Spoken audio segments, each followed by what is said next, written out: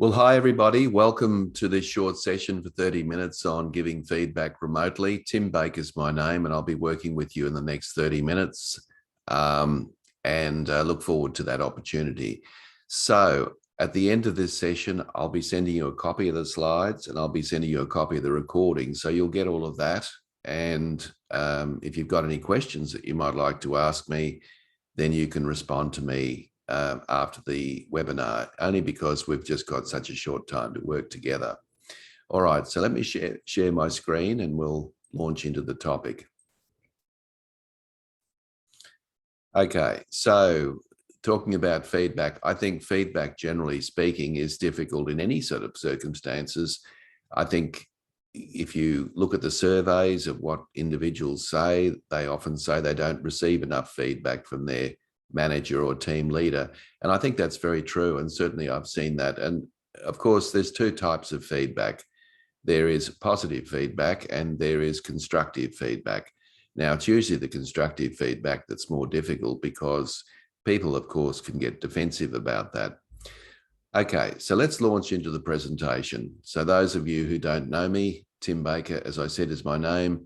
I run workshops, I write books, and I also am an executive coach and play rugby in the Golden Oldies competition here in Brisbane.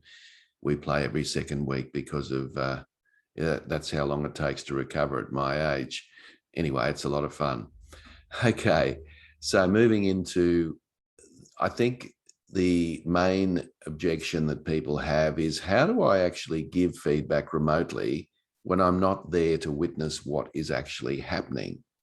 So if somebody's completing a report at home, for example, all you can really give feedback about is the end result. And that's exactly how we need to operate. We can only give feedback on the end result. And I think that's critically important because you simply aren't standing over their shoulder watching them complete some task or project. So I'll talk a little bit about that. I'll give you about 5 or 6 very important tips that you can consider when giving feedback remotely. So during the session, I want to talk about the proactive paradox, which is the or part of the title of my latest book, Breaking the Proactive Paradox. And I want to talk about what that is because it's very relevant to giving feedback. Then, of course, I'm going to share with you some strategies around giving feedback remotely. And at the end of this presentation, I have a special offer for you.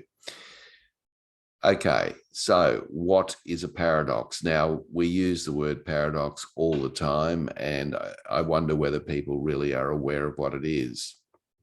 There are a couple of different ways of looking at a paradox, of course, and one way of looking at a paradox is to consider what comes first. In this case, is it the chicken or the egg? So, what comes first in this case? Is it, the chicken or the egg? And the proactive paradox is the same concept. And I want to just explain how it works for you. So as you can see on your screen, there are 3 basic steps in the proactive paradox. And this is the title that I give it because you'll see as I go through this that it is a paradox. Now, when you inherit a team, usually what happens is you want people to show initiative, prudent initiative, of course. You want them to do it in the right way at the right time and for the right purposes.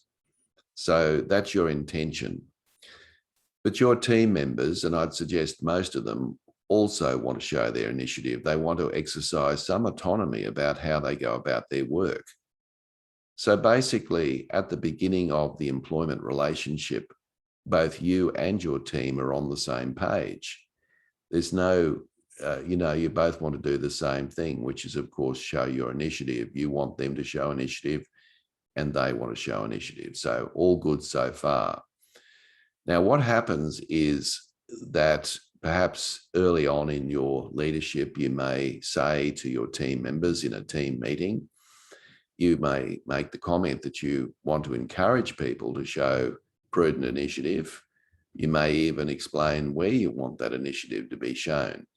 So you make a proclamation in a team meeting and everybody sits there very quietly listening to you, but they're all sitting on their hands, metaphorically.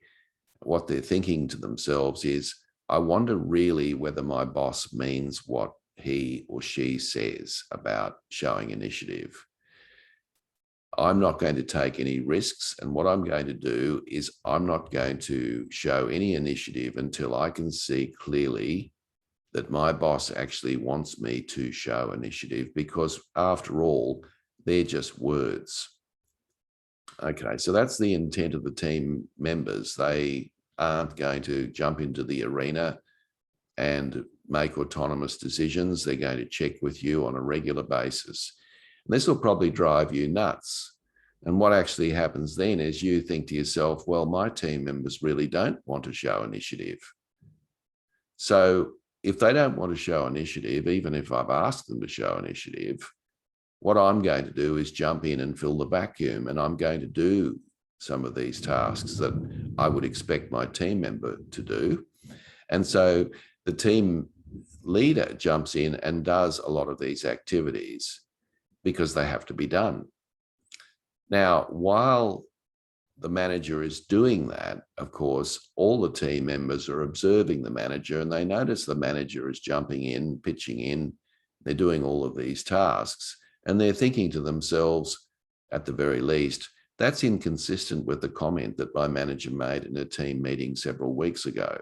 I don't really think that he or she really wants us to show initiative, because if they really did want us to show initiative, they wouldn't be diving in and doing all these tasks that they expect us to do.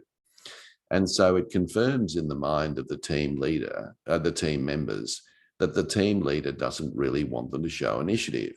So it creates a paradox. And what happens, of course, is it confirms that the leader wasn't really being honest in the first place, even though, of course, they were. So that's the proactive paradox. That goes across all industries and at all levels of organizations. And it is one of those very interesting issues that has to be broken. There's ultimately 3 stages to it. There's the agreement stage, in the early stage, where the team members really want to show and exercise their autonomy, and the team leader wants them to show and exercise their autonomy. So in the early stages, all good.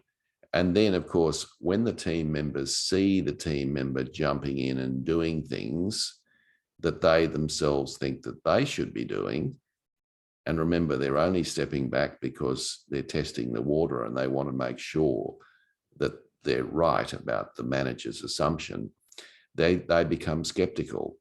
And when they become skeptical, it really means that when they see their manager jumping in, it confirms in their own mind that their manager is a micromanager, or at the very least, they don't want them to show initiative.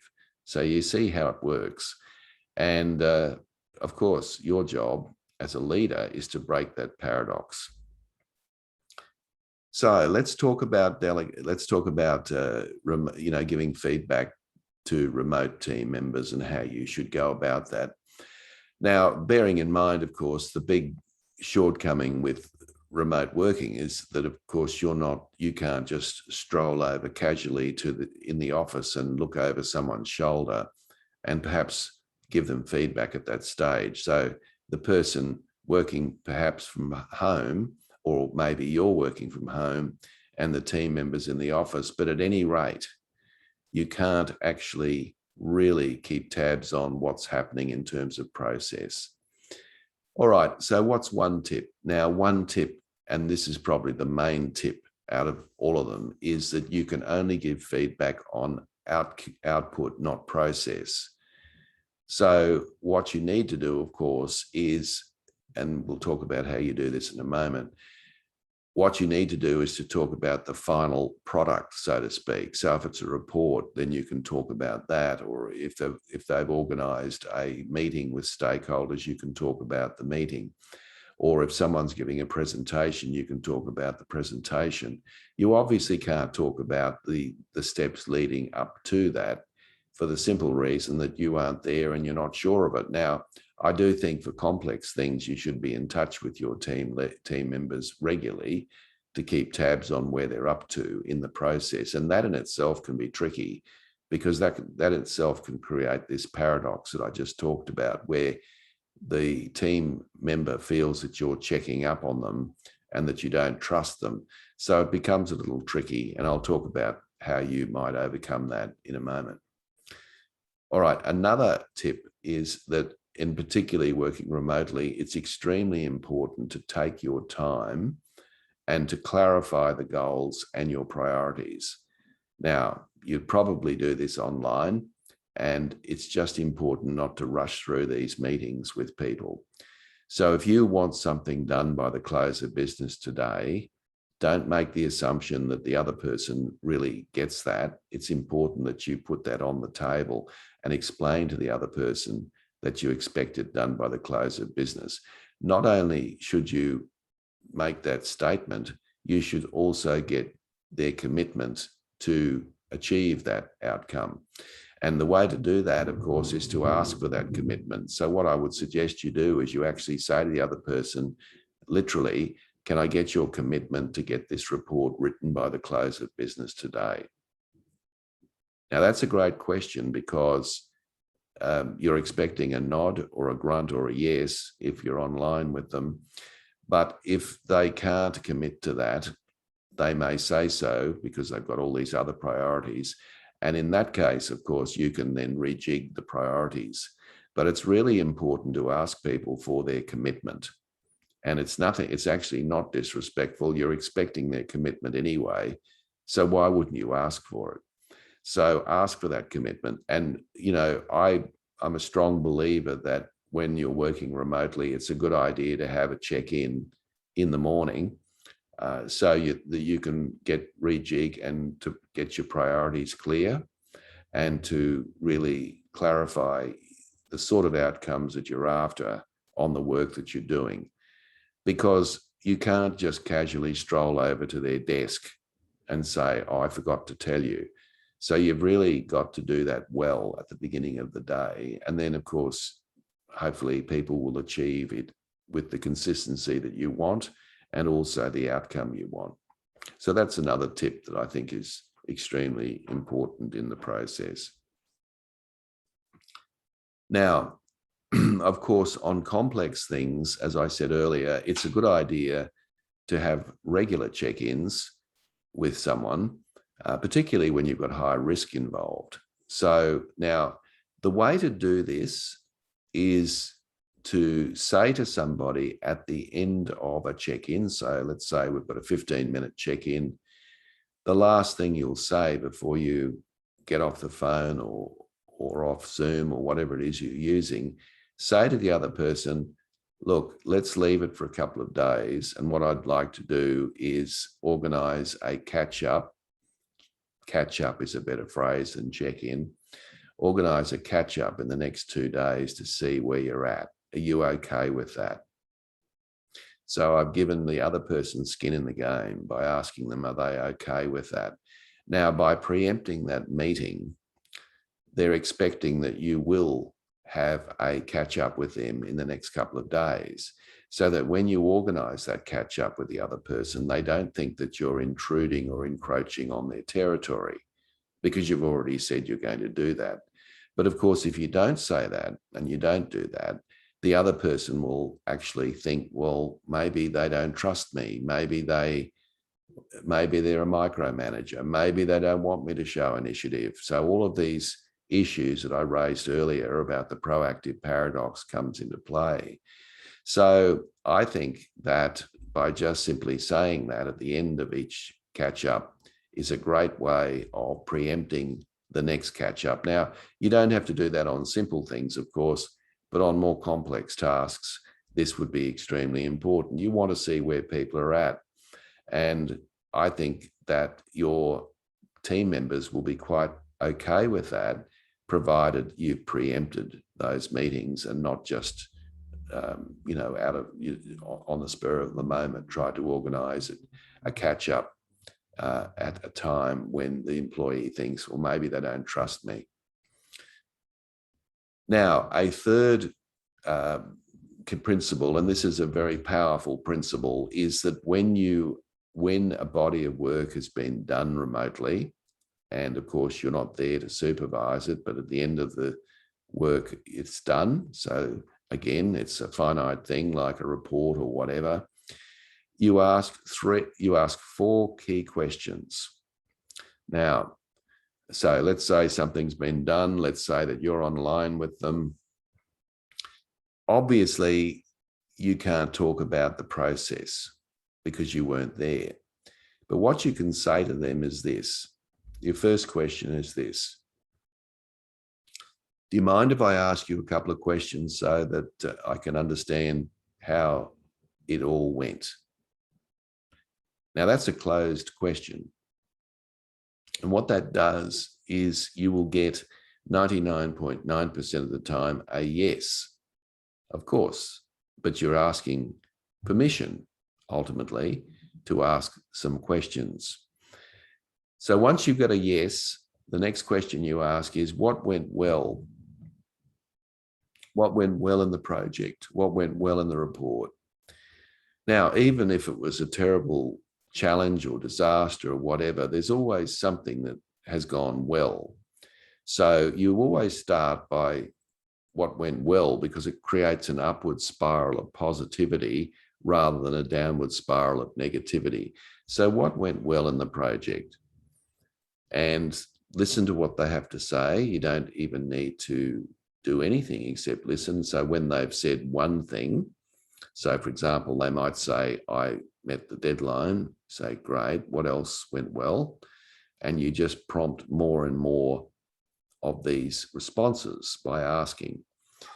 Now, once you've exhausted what went well, you then move to the next question, the third question, which is, so what was challenging?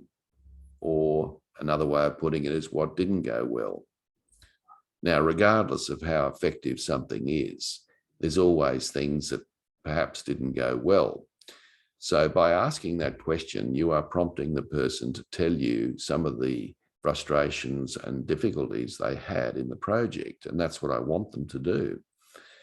And once they've said one thing, I might say, what else perhaps was challenging for you? It's interesting when you ask that question, you're gently opening a doorway for them to tell you what they were really frustrated about. And they'll tell you, numerous things, I'm sure. Now, that's great because what I've done here is I've asked them permission to ask them some questions so they don't feel that I'm checking up on them. Secondly, I've asked them what went well. And then the third question that I've asked them is what didn't go so well. And the final question, and this is where the rubber meets the road, and the critical question is, if you had an opportunity to do this again, what would you do differently? And inevitably, they will have an opportunity to do it again if it's something repetitive that they do in their work. Now, by asking them that question, what you're doing is you're starting to get them to evaluate their own performance. And by evaluating their own performance, they will often give you some really good tips on what they could have done better, faster, easier, however it might be. And in fact, I want answers to that last question. So once they mention something, I might also, okay, so what else did you learn from the process? Might just vary my question a little bit there, but ultimately it's about what they learned. Now, what you're doing by doing this, and this is the key point, is that you're giving them skin in the game. You're actually getting them to evaluate their own performance. So they're giving self-feedback. And whilst it may not always be completely accurate, by asking those questions, you're going to get a pretty good handle on how it all went. Okay, and so that's the way to do it. Of course, if it's a report, you can give them feedback on the report because you've probably read it. But how do you give feedback on the process? Well, that's exactly how you do that, by appraising it, getting them to appraise their own work. Okay, next point. Offer feedback that's easy to implement. So I think that when you're giving feedback online or remotely, it's really important to be very specific about the feedback, because if you don't do that, then of course the person walks away making an assumption, not really sure, not feeling 100% confident, and then the proactive paradox kicks in, because what they do is they just sit back because they're not sure and they don't want to take a risk. They're not sure they've got it right. And so they don't do anything, and that can be problematic. So make sure that when you give feedback, it's very specific, very tangible, things that can easily be implemented. Now, of course, when you're working remotely with people, you still have to create and maintain trust. And I think that the best way to do this is often to always deliver on what you promise. And I think what you need to do, as I said earlier, is that when you want to organize another meeting with the person online, then you should preempt that by saying that you'd like to organize another meeting with them in a couple of days. And that builds trust, because they know that when you do organize that, you've followed through on what you've said. And I think the biggest mistake that leaders make is they often overpromise and underdeliver. And you know what I mean by that. And often we overpromise because we want to please people, and then we underdeliver because we just simply can't achieve it. Now, that is the fastest way to lose trust. So if you can't promise something, then you don't say it. If you need time to think, then just say to the other person, there's no pressure for you to have actually answer people right there on the spot. So if you need time to think, then simply say to the other person, I need to think that through. I'd like to think about that a little further. And of course, it's important to get back to them once you have done your thinking and got back to them on what it is that you think should be the case. All right. So it is important to create and maintain that trust, because ultimately it's a two-way process, and you want the other person, don't you, to be open and transparent with you. And when you're working remotely, of course, there's a great tendency not to need to feel as if you need to do that, because you're not observing them at every minute of the day, if at all. So therefore, a lot of things aren't said, but they're done, and you end up with a situation where you might find out later on. So yes, it's extremely important, and that's why I think these regular catch-ups are critically important when people are working remotely. Okay. Regularly ask for feedback from each of your remote colleagues as well. I think it works both ways, doesn't it? I think it's really important for you to ask for feedback from your team members. Now, I wouldn't do this once. I would do it every single time. What I'm trying to do is to send a message of consistency that I actually do benefit from feedback. Now, I can tell you that if you've created a trusting relationship with your colleague, if you do receive feedback, this is a very good sign. It suggests to me that the person does trust you, and you will be trusted with the feedback that I'm giving you. Now, of course, if you're struggling to get feedback from your remote workers, it's highly likely that you need to do some work on your trust. Because remember, when you're giving someone feedback, it's always a risk. It's a risk that the other person may not accept it the way you would like it to be given. So yes, it's always a risk. So it's extremely important to ask for that feedback genuinely. And look, the sort of feedback I'd be looking for, frankly, is that someone might say to me, well, the other day you rushed through a list of things that you wanted me to do, and I didn't feel I knew exactly what each of those things were. And I didn't feel I had an opportunity to sort of ask you any questions around that. Well, I'd want to hear that, wouldn't you? Because ultimately what that tells me is that I need to just polish up a little bit on communication skills, and I need to take a little bit of time to get those points through. And as I said in point number 2, you need to just spend a little extra time explaining what you want with people. Okay, so there's some tips. I hope they have helped you. I think at the end of the day, they all work extremely well. The principles of giving feedback are no different in the workplace as they are remotely, except for the fact that you can really only concentrate on outputs rather than processes. Now, just a little every Friday, and I know we've got some loyal participants in each of these sessions, but every Friday I have a session that I cover from one of my books. And next week, on Friday, the 29th of October, I have another session about improving team systems and creating continuous improvement culture. Now, this is a big problem for a lot of teams, and normally we don't actually fix our systems until there's a crisis. And when there's a crisis, we have to down tools and fix it up. But of course, we do that on the assumption that it's time consuming, and it's not actually time consuming, and it's not difficult to actually be continuously improving your team as you go. So I'm going to talk about some tips that will help you do that next week.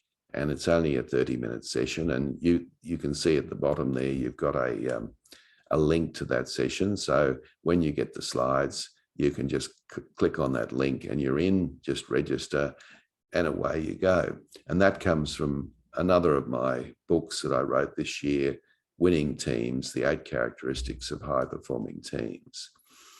Okay, and just a special offer that I'd like to share with you, my book, Breaking the Proactive Paradox, Maximizing Performance Through Empowerment, is not yet on sale, but will be very soon. My American publishers are keeping me in the loop around that.